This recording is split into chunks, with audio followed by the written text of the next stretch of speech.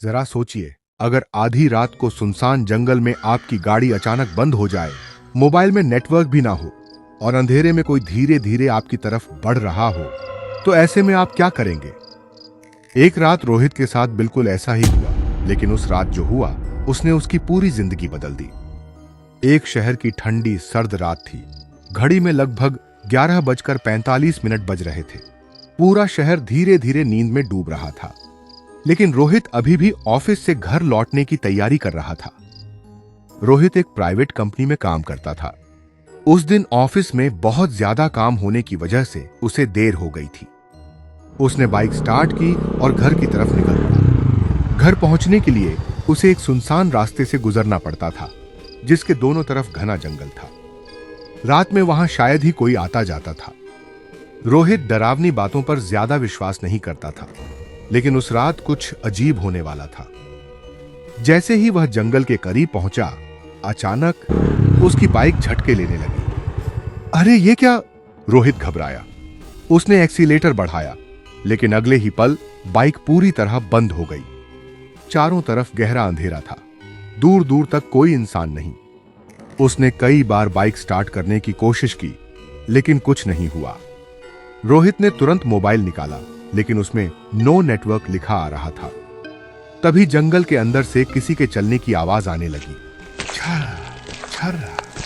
जैसे कोई धीरे धीरे उसकी तरफ बढ़ रहा हो। रोहित का दिल जोर जोर से धड़कने लगा। उसने डरते हुए पूछा, कौन है वहां? लेकिन कोई जवाब नहीं आया। कुछ ही देर बाद उसे पेड़ों के बीच एक काली परछाई दिखाई दी। उसके हाथ कांपने लगे। उसे अपनी दादी की बात याद आई, जब भी डर लगे सच्चे मन से हनुमान जी को याद करना। रोहित कभी ज्यादा पूजा पाठ नहीं करता था, लेकिन उस वक्त उसके पास और कोई सहारा नहीं था। डर के मारे रोहित ने आंखें बंद की और हनुमान चालीसा पढ़ना शुरू कर दिया। जय हनुमान ज्ञान गुण सागर, जय कपीश तिहु लोक उजागर। तभी अचानक उसे कुछ लोगों की आवाजें सुनाई दी। उसने आंखें खोली तो देखा कि कुछ लोग डंडे और लोहे की रॉड लेकर उसकी तरफ बढ़ रहे थे। वो समझ गया कि वे लुटेरे हैं। अब रोहित पूरी तरह घबरा चुका था। वह वहां से भाग भी नहीं पा रहा था। बस आंखें बंद करके जोर जोर से हनुमान चालीसा पढ़ने लगा।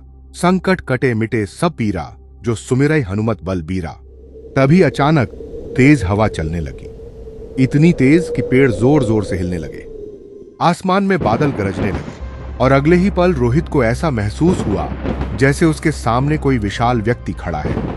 लंबा पहलवान जैसा शरीर, चमकती आंखें और हाथ में भारी डंडा। उनके चेहरे पर एक अद्भुत तेज था। उन्हें देखते ही लुटेरे डर गए। एक आदमी चिल्लाया, भागो, यहां कोई और भी है। और अगले ही पल सभी जंगल की तरफ भाग गए। रोहित कुछ समझ ही नहीं पा रहा था। उसी समय रोहित की बंद बाइक अपने आप स्टार्ट हो गई। बाइक की हेडलाइट अपने आप जल उठी। रोहित ने बिना एक सेकंड गंवाए बाइक दौड़ा दी। कुछ दूर जाकर उसने पीछे मुड़कर देखा, लेकिन वहां कोई नहीं था, सिर्फ सुनसान सड़क और ठंडी हवा।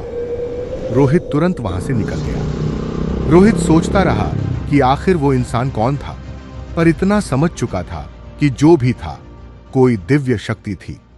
उस रात रोहित किसी तरह घर पहुंचा, लेकिन पूरी रात सो नहीं पाया।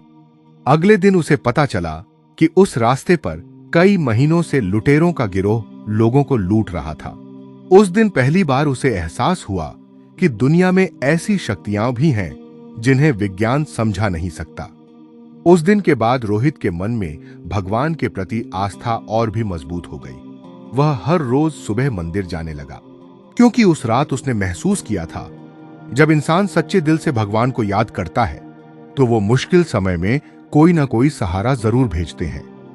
मॉरल ऑफ द स्टोरी, सच्चे मन से की गई प्रार्थना कभी व्यर्थ नहीं जाती, बस मन में सच्ची भावना होनी चाहिए। भगवान सच्चे दिल से की हुई प्रार्थना को जरूर सुनते हैं और मदद के लिए कोई ना कोई जरिया जरूर भेजते हैं। अगर इस कहानी ने आपकी आस्था को मजबूत किया हो तो वीडियो को लाइक जरूर करें। अगर आप समझ गए हैं कि वो कौन थे जिन्होंने रोहित की मदद की, तो उनका नाम कमेंट में जरूर बताएं। ऐसी और कहानियों के लिए चैनल को सब्सक्राइब करना बिल्कुल ना भूलें। मिलते हैं अगली कहानी के साथ। Thanks for watching.